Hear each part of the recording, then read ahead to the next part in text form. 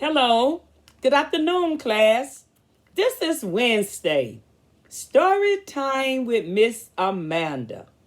Today we will be reading a book about seagulls. The title of the book is John Livingston Seagull. The pictures inside of the book is photographed by Russell Mulson. You see the seagulls? You see all the beautiful seagulls as they are flying? They fly only so high. They don't fly high up in the sky, but they only fly so high. This book was dedicated to Jonathan Seagull, who lives inside of all of us. Part 1. Part 1 started out as you see Jonathan Seagull. He is flying in the sky all by himself. The sun has risen. He's flying over the beautiful sea. He's all alone up in the sky. And what he's doing, he is practicing how to fly. You see him? Isn't he beautiful? Part 1. It was morning, and the new sun sparkled gold across the ripple of a gentle sea. A mile from shore, a fishing boat churned the water, and the word for breakfast flock flashed through the air till a cry of 1,000 seagulls came to dodge and fight for bites of food to eat. It was another busy day beginning. But way off alone, I just showed you, Jonathan the Seagull was out in the air, flying all by himself. He was all alone. Jonathan Livingston Seagull was practicing. Remember I told you he was out there practicing? He was practicing. 100 feet in the sky, he lowered his webbed feet. He lifted his beak and scrambled to hold a painful, hard, twisting curve through his wings. The curve meant that he would be flying slowly, and now he slowed until that wind was a whisper in his face, until the ocean stood still beneath him. He narrowed his eyes.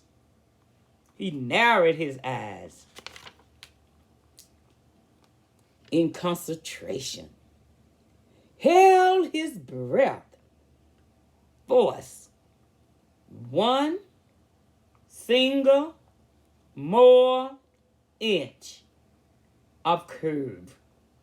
Then his feathers ruffled. He stalled and he fell. Seagulls, as you know, they never falter. They never stall. To stall in the air is for them is disgrace and it's dishonor. But Jonathan wanted to learn to fly so bad that he didn't mind stalling in the air. But Jonathan Livingston Seagull, unashamed, wasn't ashamed at all that he fell, scratched his wings again in the trembling hard curve, slowing, and stalling once more. Was no ordinary bird. Jonathan Seagull, he was no ordinary bird. He was not an ordinary bird. Because most gulls don't bother to learn more than the simplest bite of lice. And that simplified like is to go from shore to their food. Jonathan wasn't interested in eating. He wasn't interested at all. For most gulls, it is not flying that matter. It was eating. They were searching for food. For this gull, though, Jonathan, it was not eating that mattered to him. More than anything else, Jonathan Livingston Seagull loved it to fly. This kind of thinking, he finds, is not the way to make oneself popular with other birds. Even his parents was dismayed at Jonathan. Then they spent whole days alone, he did, making hundreds of low-level glides, experimenting. He didn't know why, for instance, but when he flew at altitude less than half the wingspan above the water, he could stay in the air longer with less effort. He glides in, not with the usually feet down splash into the sea, but with a long flat wake as he touched the surface with his feet tightly, streamlined against his body. When he began sliding in, 2 feet up, landing on the beach, then pacing the length of his slide in the sand, his parents was very much dismayed indeed. Why, John? Why, his mother asked. Why is it hard to be like the rest of the flock? Jonathan, why can't you leave low flying to the pelicans and the albatross? Why don't you eat, son? Your bones and feathers. I don't mind being bones and feathers, Jonathan said. Mom, I just want to know what I can do in the air and what I can't do. I just want to know, he said. See here, Jonathan, said his father. Not unkindly, he said, winter isn't far away. Boats will be few, and the surface fish will be swimming deep. If you must study then, study food, son, and how we get it. This flying business is all well, but you can eat a glide, you know. Don't you forget that the reason you fly is to eat. That's the reason you fly, is to eat. Jonathan nodded obediently. For the next few days, he tried to behave like the other gulls. He really tried. Screaming and fighting with the flock around the pier and fishing boat, diving on scraps of fish and bread. But he couldn't make it work. Hard as he tried, he couldn't make that work. It's all so pointless, he thought. Deliberately dropping a hard, warm anchovy to a hungry old gull that was chasing him. I could be spending all this time learning to fly. There's so much to learn.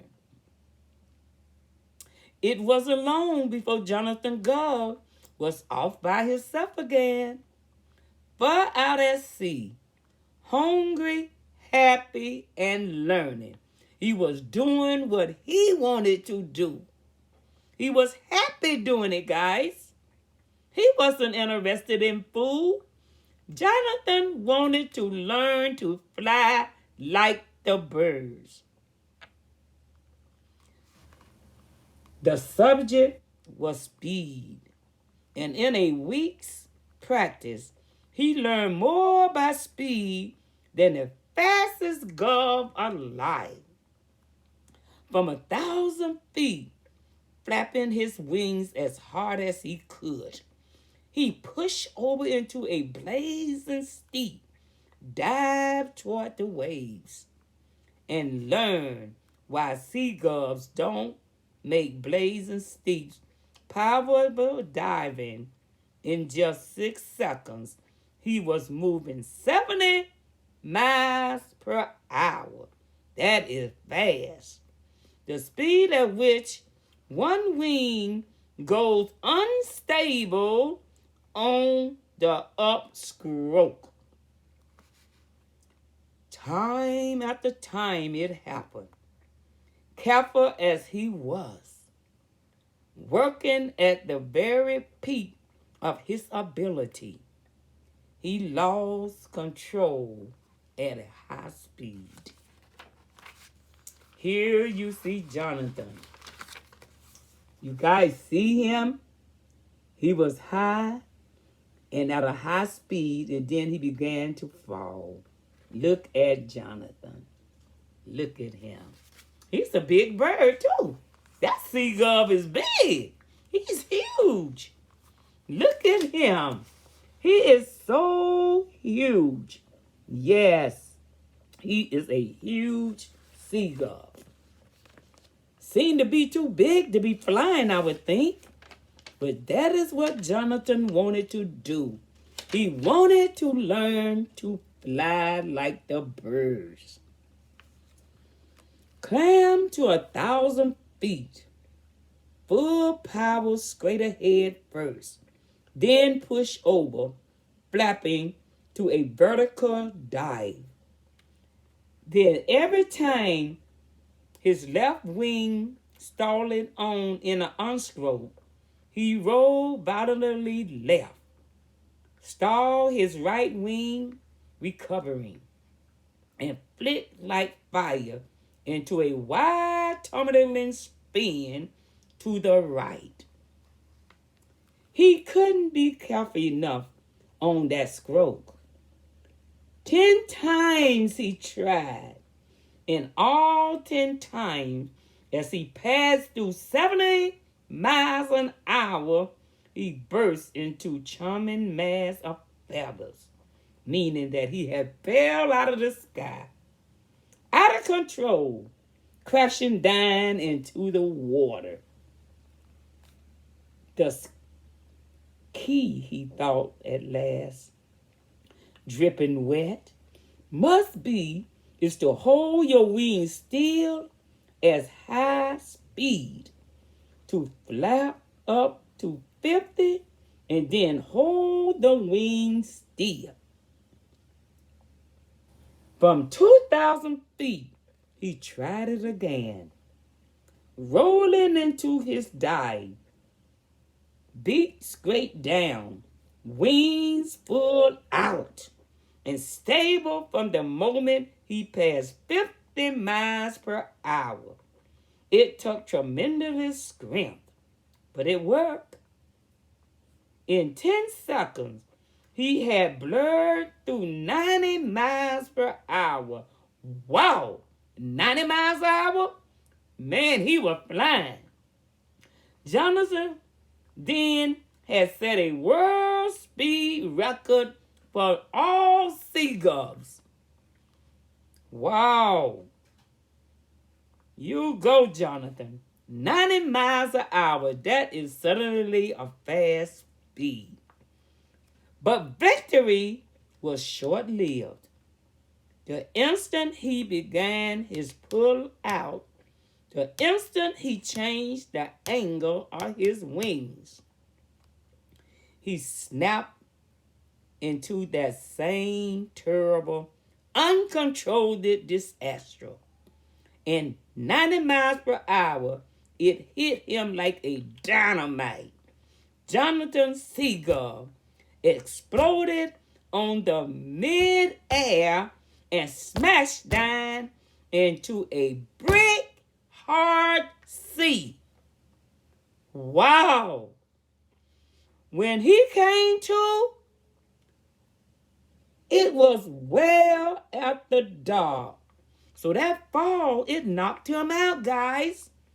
That was a hard fall. Yes, it was a very hard fall. When he came back to and caught his breath, it had become dark, and he floated in moonlight on the surface of the ocean. His wings was ragged bars of lead, but the weight of failure was even heavier on his back. He wished it fervently that the weight could be just enough to drag him gently down to the bottom and end it all. As he sank low in the water, a strange hollow voice sounded within him. There's no way around it. I am a seagull. I am limited by my nature. If I was meant to learn so much about flying, I have chops for brains. If I was meant to fly at speed, I have a falcon short wing. His wings would be short, he thought. And live on mice instead of fish. My father was right. I must forget this foolishness. I must fly home to the flock and be content as I am, as a poor, limited seagull. The voice faded, and Jonathan agreed. The place for a seagull at night is on shore, and from this moment forward, he boarded. He will be a normal gull. It meant make everyone happier.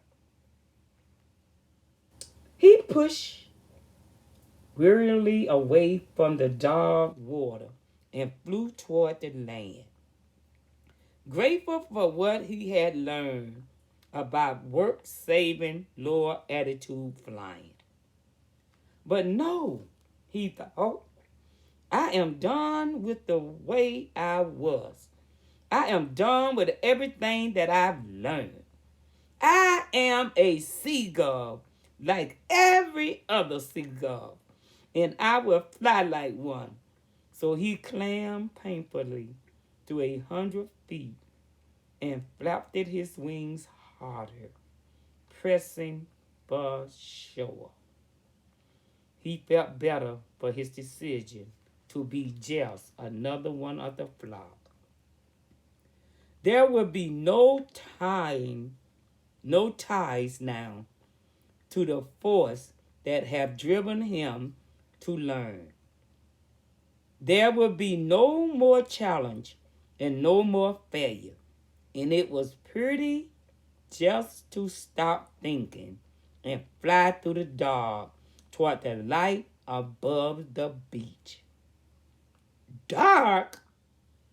The hollow voice cracked it in alarm.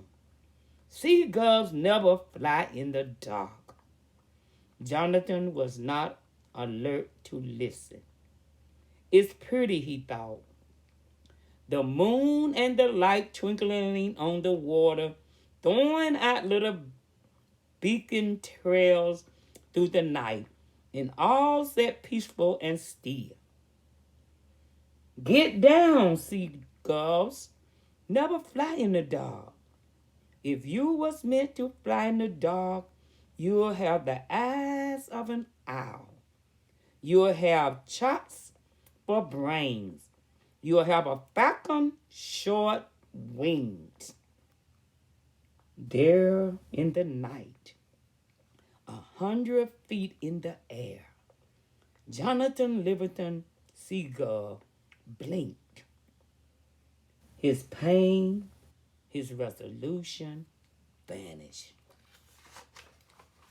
There you are, flying in the dark. And he know that seagulls don't fly in the dark. But look at him. Look at Seagull. Look at Jonathan. What a pretty picture. You see him, guys? That is Jonathan Livingston Seagull.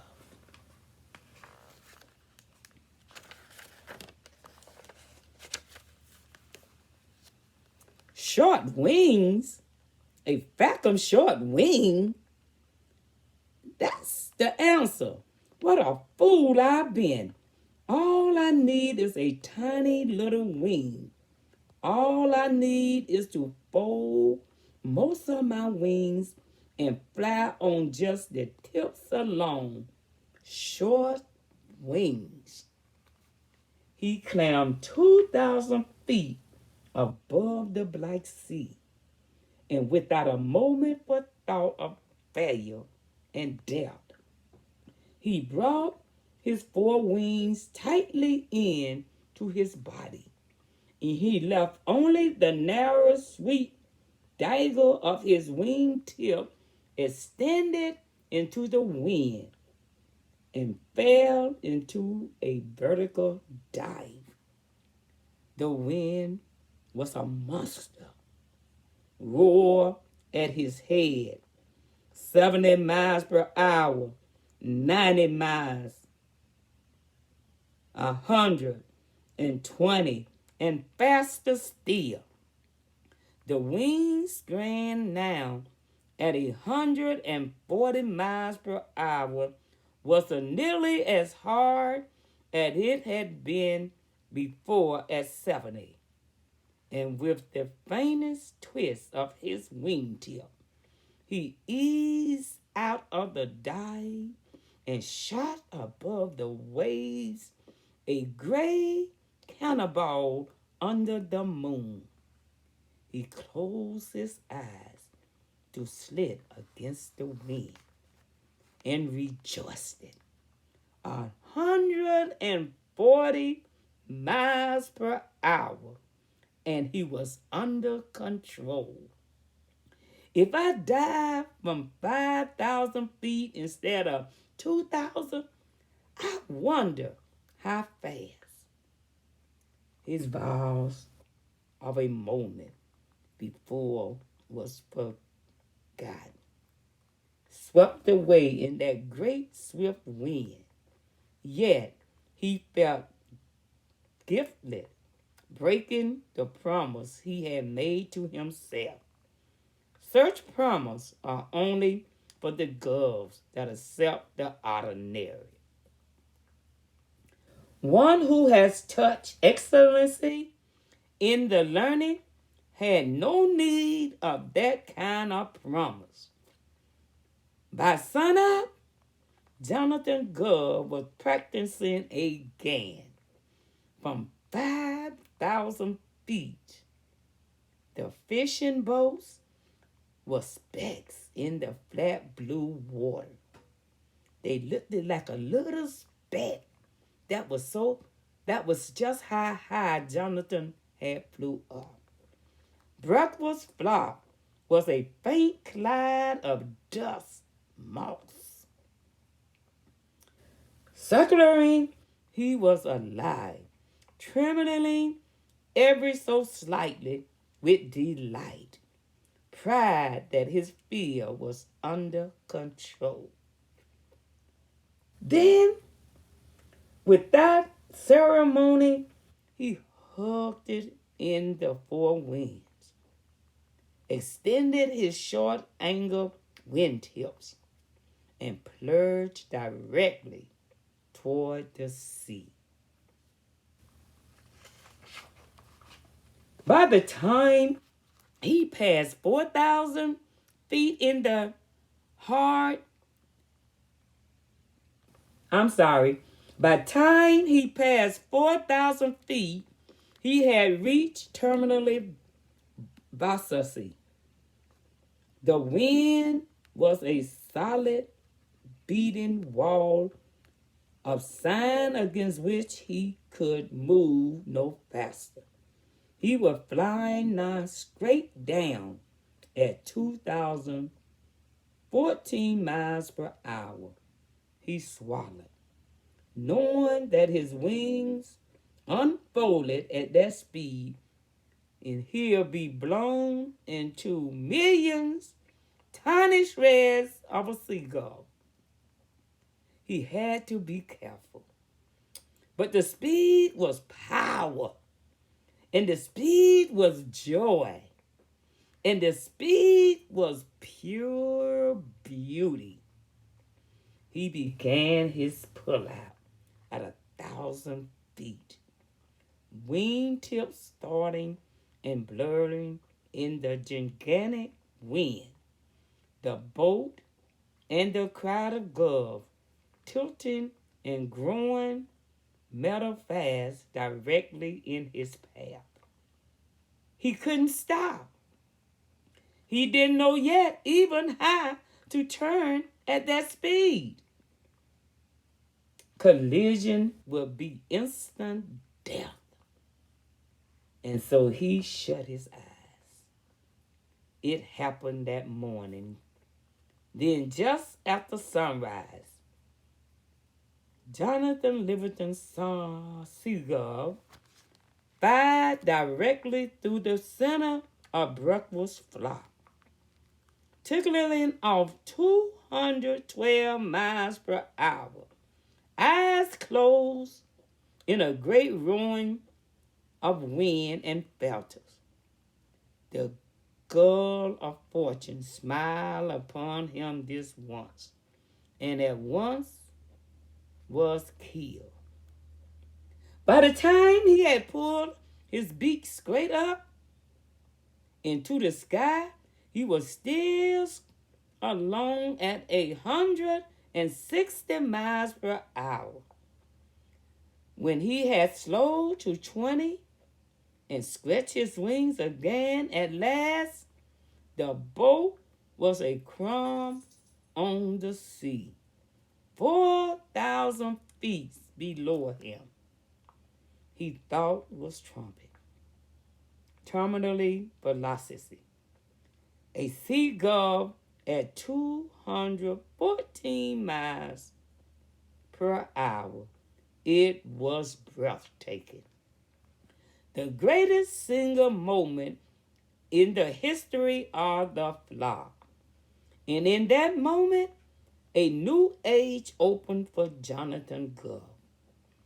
Flying out to his lonely practice area, folding his wings for a dive from 8,000 feet, he set himself at once to discover how to turn.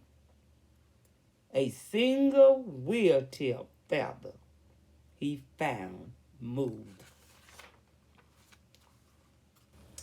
A fraction of an inch give a smooth sweeping curve at tremendous speed.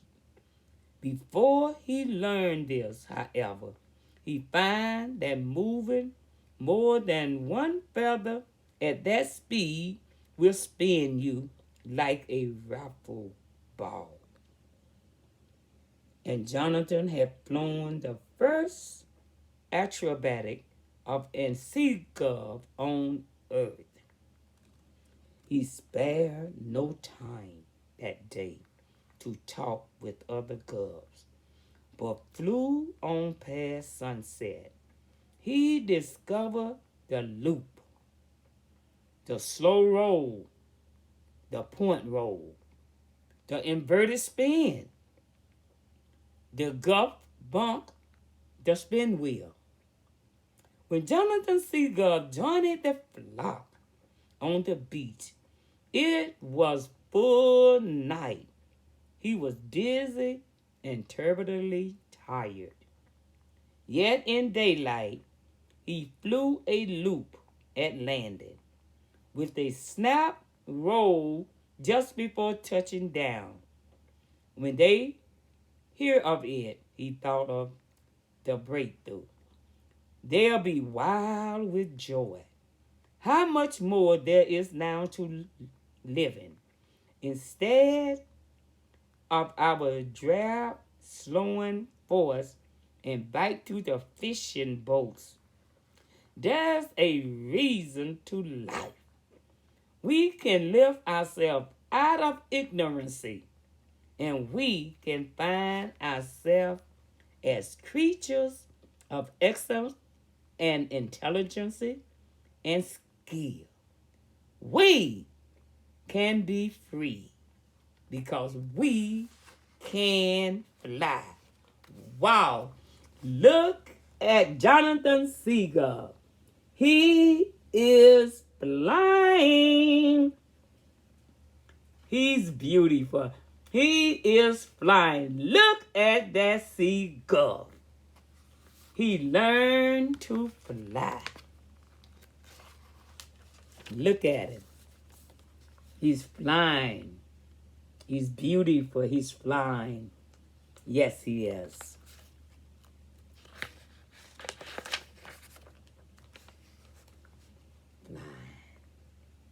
Flying. Flying.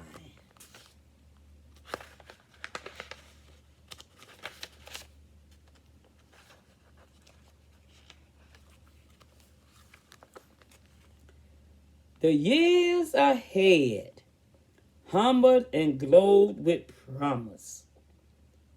The gulls were flocked into the council, gathering when he landed, and apparently had been so flocked that for some time they was in fast waiting. Jonathan Livingston Seagull stand to center. The elder word sounded in a voice of high ceremony. Stand to center meant only great shame or great honor. Stand to the center for honor was the way the girl's foremost leader was marked. Of course, he thought, the breakfast flock this morning. They saw the breakthrough, but I wanted no honor. I had no wish to be leader. I wanted only to share what I found, to show those horizontals out ahead of us all. He stepped forward. Jonathan Livingston Seagull said, the elder stand to the center for shame in the sight of you, fellow gubs. He felt like being hit with a board. His knees went weak. His feathers sagged, and there was ruin in his ears. Center for shame. Impossible. The breakthrough. They can't understand. They are wrong. They are wrong. But his restless irresponsibility, the solemn voice intoned it, violating the dignity and the tradition of the Gull family. We will start again next week with part 2 of this book, Jonathan Livingston Seagull, the seagull that learned to fly. Have a great day. I will see you next week. We will be reading out of the same book, Jonathan Livingston Seagull. Same time next week, story time with Miss Amanda. So come with listening ears. Ears that can listen. Pay attention to what the story is about. Listen very careful, guys. This is a good book. This is a book about seagulls. A seagull that wouldn't give up. He kept his faith. and he began to fly like a bird. Have a great week and have a great weekend. See you again the same time next week. Love you, love you, love you.